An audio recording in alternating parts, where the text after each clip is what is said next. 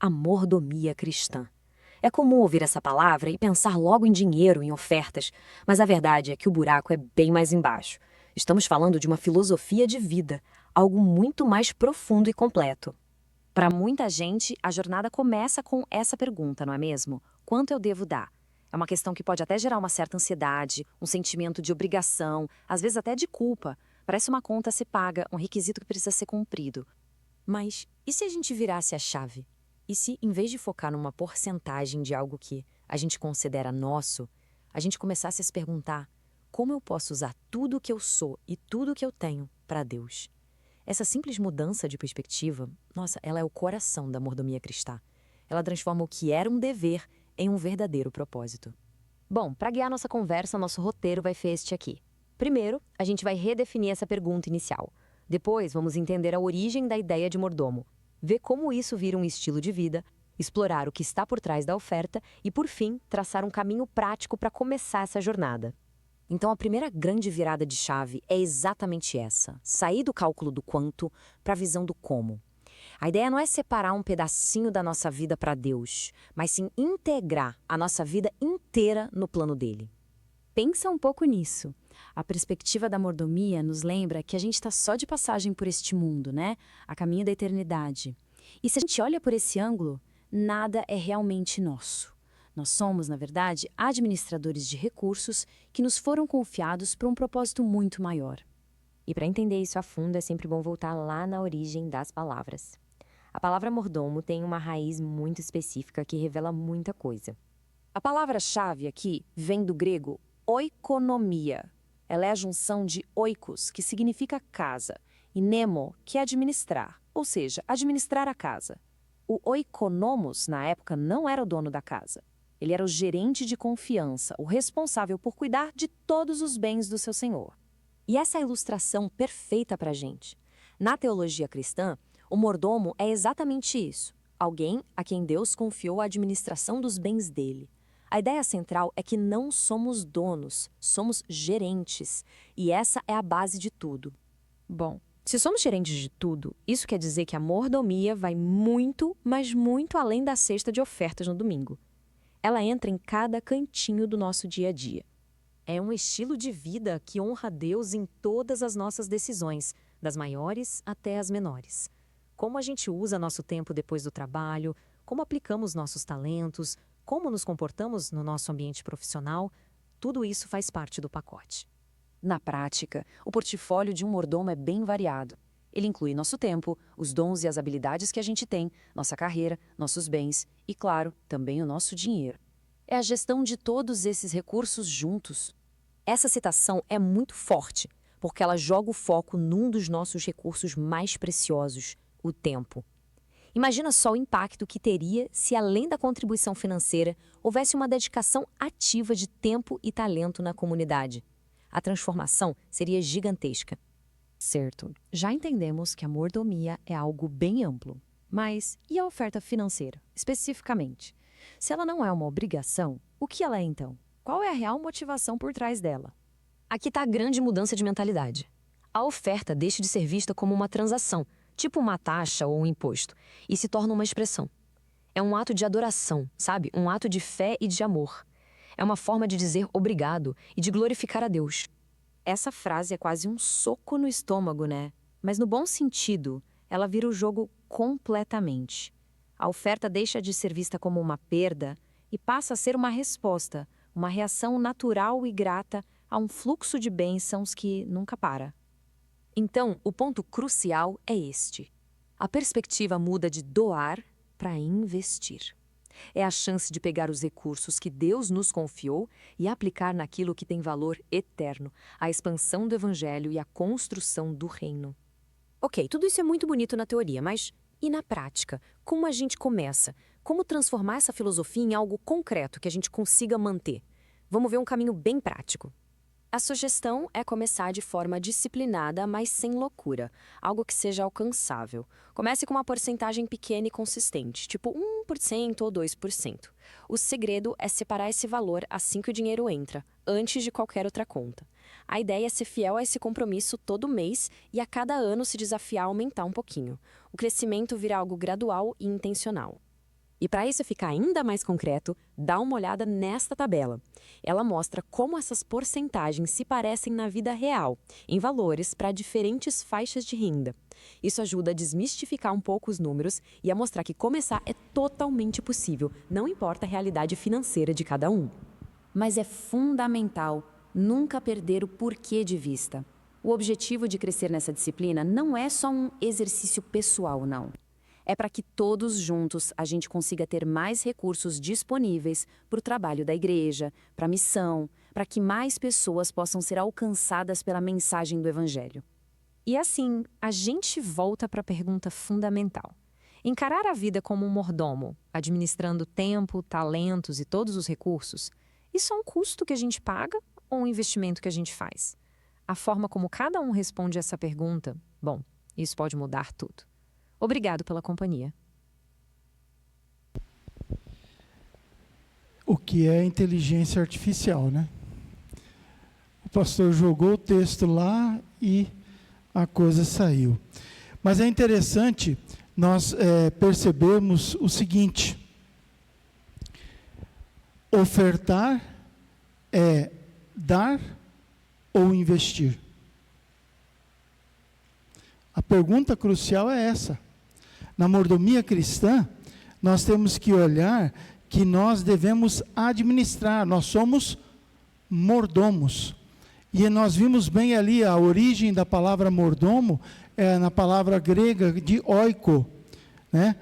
Oikonomia, oikos, casa com administrador. Então é uma pessoa que administra algo de alguém.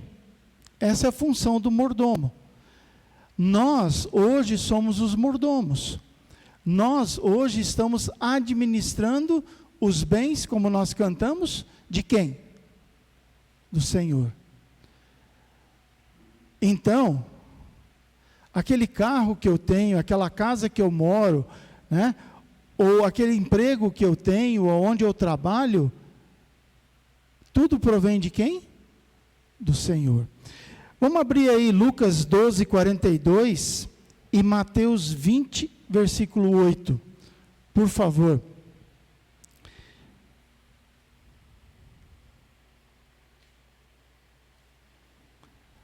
Lucas 12, 42, quem pode ler para mim? Levante-se, por favor, e leia.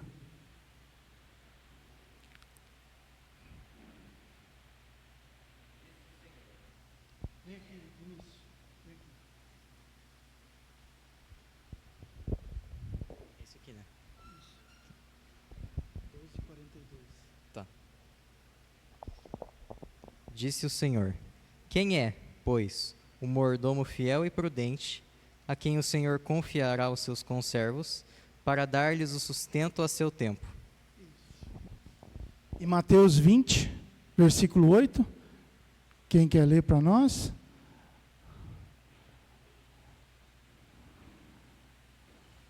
Leia aí, pastor Natan, por favor. Pode ser. 28. No fim do dia, ele disse ao administrador: chame os trabalhadores e faça o pagamento, começando com os que foram contratados por último e terminando pelos primeiros. Com esses dois versículos, nós estamos vendo que Deus diz o quê?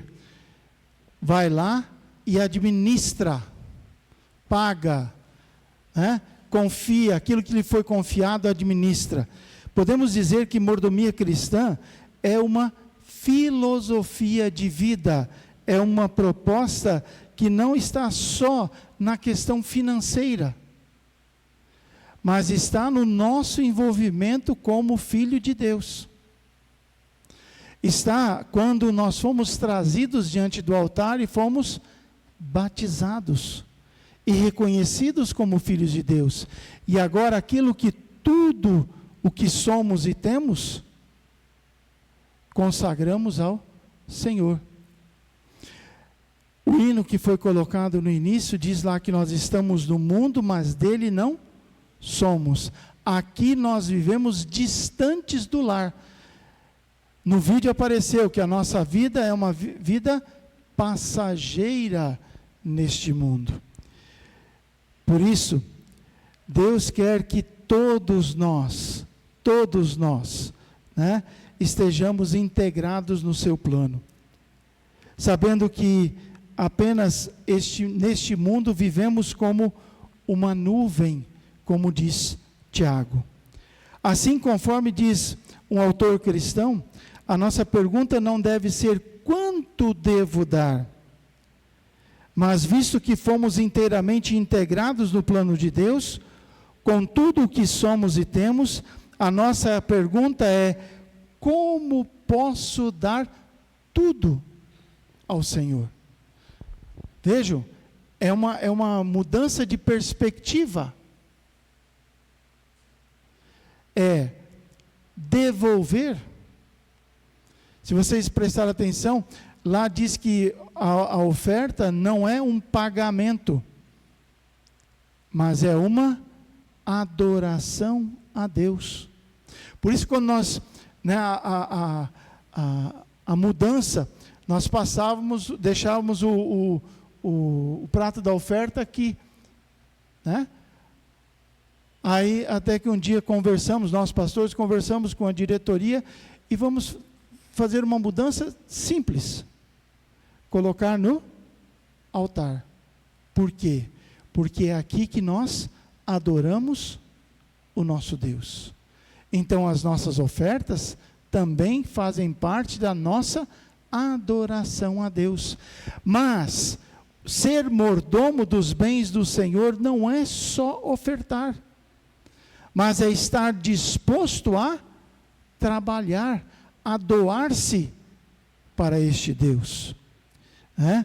O avarento, quando diz a questão de visão de mudança, é que pensemos que todos temos que virar monges na miséria. Na realidade, né, nós temos que consagrar os nossos tempos e os nossos dons ao Senhor. O avarento diz: mas devo dar tudo de novo, novamente, todo mês? No vídeo disse que a nossa oferta não se resume ao prato. A nossa oferta se resume a nos consagrarmos ao Senhor. A resposta para o avarento é: não. Você só deve dar quando Jesus parar de dar. Então, o que está dizendo aqui? Que eu devo consagrar a minha vida até o último dia que Deus me conceder vida. Alguns pensam que quando chega num certo tempo, né, eu vou me aposentar na igreja, né? Não precisam, vamos deixar os jovens, vamos não sei o quê, Na igreja não existe aposentadoria, meus amigos. Até os nossos pastores eméritos, né, quando eles se aposentam, alguns trabalham até mais do que trabalhavam durante o seu pastorado. Por quê? Porque os dons consagrados ao Senhor. Quanto mais recebemos, mais podemos investir. Quanto mais recebemos bênçãos, mais devemos espalhar bênçãos. E por que devemos espalhar bênçãos? O que diz o versículo 19, 10, lá, o de Lucas, que o pastor escolheu hoje? Nós devemos continuar proclamando o Evangelho. Quem é o Evangelho? Jesus, que veio a este mundo, que viveu e morreu por cada um de nós. Por isso, mordomia tem a ver com a vida toda, com as escolhas que fazemos todos os dias, em tudo o que fazemos. É viver um estilo de vida que honra a Deus, também no uso dos bens materiais. Eu já disse isso algumas vezes já na minha vida, e mesmo quando criança com meu pai, as pessoas chegavam e diziam assim: por que você é diferente? Aí eu me olhava, né, tem alguma coisa? Não, você tem uma coisa diferente. A primeira coisa que eu respondi é dizer, eu sou cristão. Ah, está explicado. E aí quando as pessoas sabem ainda que eu sou cristão e pastor, né? Ah, agora eu entendi tudo. Mas, gente, para isso eu não precisei andar com a Bíblia debaixo do braço. Para isso eu não precisei me trocar as minhas vestimentas. A pessoa percebeu pelo meu estilo de vida, que não é o mais correto, não. Mesmo como pastor, eu sou ser humano. Eu erro, eu peco.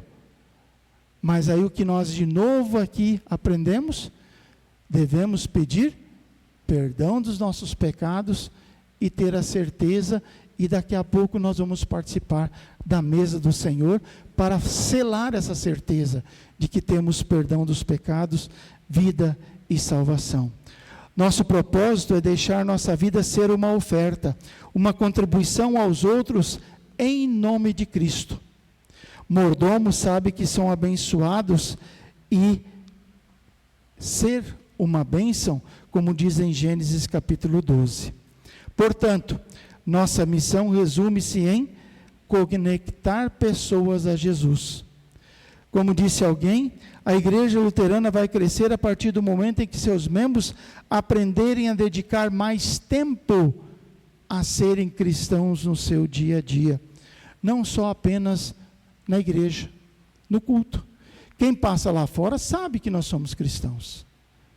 Agora a pergunta é, e aí vem a virada, lá fora as pessoas sabem que sou cristão? Ou eu chego em casa agora de noite, boto a roupa do culto lá pendurada, fica aí até semana que vem. Nossas ofertas, nossos bens, nosso dinheiro, nosso tempo, nossos talentos, o trabalho são um privilégio que temos, uma bênção e oportunidade de participar de algo fantástico, que não é terreno, mas é eterno, que é a salvação em Cristo Jesus. Nós temos que construir o reino de Deus aqui neste mundo. E essa construção passa pelas nossas ofertas, pela nossa dedicação, pelo nosso dia a dia como cristãos. Em Malaquias 3:10, Deus nos desafia a confiar totalmente nele, promete muitas bênçãos aos mordomos fiéis, bênçãos que não podem ser medidas por medidas humanas, pois nossa felicidade depende de Deus. Ele já nos deu a sua maior oferta, que é Jesus, o seu Filho. E com essa certeza, Ele nos dará outras coisas. Em Mateus 6, nós aprendemos lá que devemos buscar o reino de Deus e todas as outras coisas nos serão acrescentadas. Mas primeiro diz que nós temos que buscar o quê? Buscar o quê? Reino de Deus. É aí a virada da coisa. É aí que nós vamos abrir o cadeado. Buscar primeiro o reino de Deus. E todas as outras coisas nos serão acrescentadas. Assim, a oferta depende da fé e do amor que você tem a Deus, e não das suas condições econômicas. Não é simples ser uma questão administrativa, eu vou dar tanto e pronto. Não é uma taxa para pagar os serviços que o pastor presta, ou receber, paguei, tenho direito. É mais ou menos o que se propaga por aí hoje. Você, como filho de Deus, você deu a sua oferta, então Deus tem obrigação. Nananina não. Nós é que temos obrigação de prestarmos serviço a Deus. E aí, todas as outras coisas nos serão acrescentadas. Assim, não é uma invenção de pastores, ou da diretoria, ou da igreja. A oferta é algo que existe antes de qualquer coisa, começando lá por Caim e Abel, em Gênesis capítulo 4. Lá nem existia igreja. O que moveu o coração alegre de um ser humano que estava vendo as bênçãos de Deus na sua vida. E propõe ao seu irmão fazer uma oferta que fosse agradável a Deus. É uma das maneiras de honrar, de adorar, servir e glorificar ao nosso Deus. Por isso, olhem para todas as bênçãos que Deus proporciona a cada um de vocês, a cada um de nós. Alguém aqui não abriu os olhos hoje de manhã? Ô pastor, mas o senhor também, né? É verdade. Uns até, né? Mas tem que levantar. Mas o fato de você ainda brigar com você mesmo é o fato que Deus lhe proporcionou o milagre da vida, de mais um dia. E o que a gente tem que fazer por isso?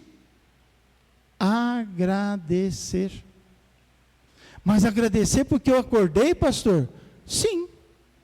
Porque nós dependemos justamente da misericórdia de Deus para viver o nosso dia a dia, para nos organizarmos no nosso dia a dia. Por isso, meus irmãos, vamos realmente olhar primeiro para a nossa vida de fé com Deus, de amor a Deus, de vida consagrada a Deus. E depois vamos olhar as nossas ofertas. O pastor, volta, será que volta? Não vai voltar, é o vídeo lá, né? O pastor Leandro, ele propõe ali algo bem simples.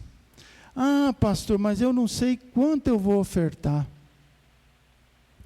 Existe algo simples e certeiro. A partir do momento em que eu decido em dar uma porcentagem dos meus bens ao Senhor, isso vai regular mês a mês. E lá disse, o que eu tenho que fazer primeiro? E aí o apóstolo Paulo nos diz, tirar das primícias, ou seja, quem é assalariado, quando eu recebo, tira aquela porcentagem, né? E aí ele propõe ali 1%, 2%, 5%, 8%, 10%, quem puder, né? Eu tinha um congregado na Redentora em São Paulo que ele disse, olha pastor, a minha oferta é 20% do que eu ganho, mês a mês, né? E a partir disso, se você propõe um número de porcentagem, você vai ver. E aí, pastor, por exemplo, né, eu vou brincar com o Márcio, nós somos aí representantes comerciais, né? O Márcio ainda na imobiliária, né? Vendas. De repente tem mês que não deu, né? É zero. Se não deu, é zero. Se eu estou desempregado, é zero.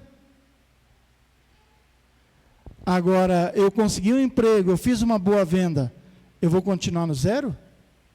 Não. Se eu me propus a dar 5% do que eu ganho, eu vou fazer o quê? 5% daquilo que eu ganhei. Né?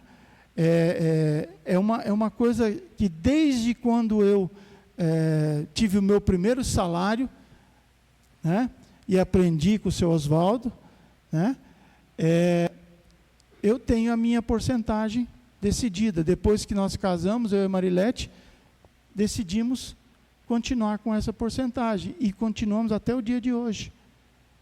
E se Deus quiser, vamos continuar assim.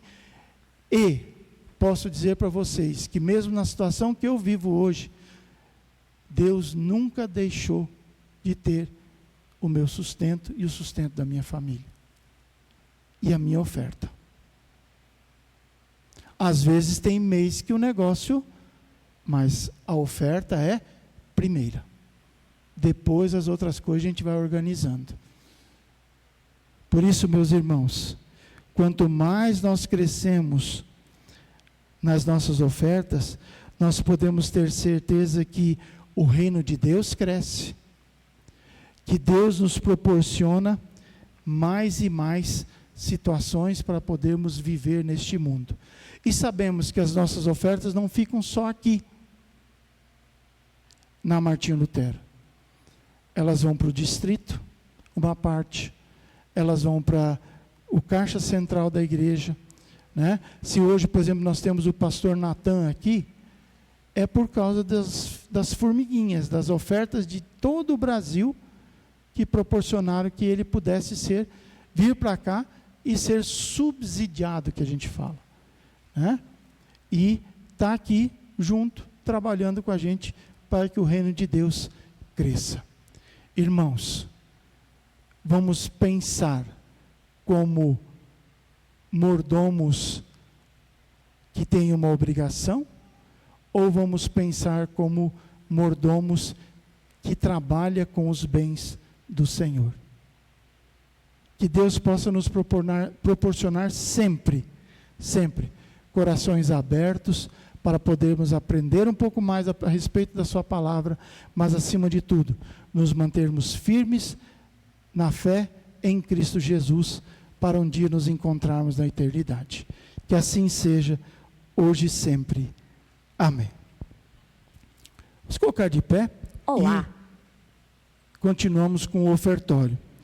Cria em mim, ó Deus,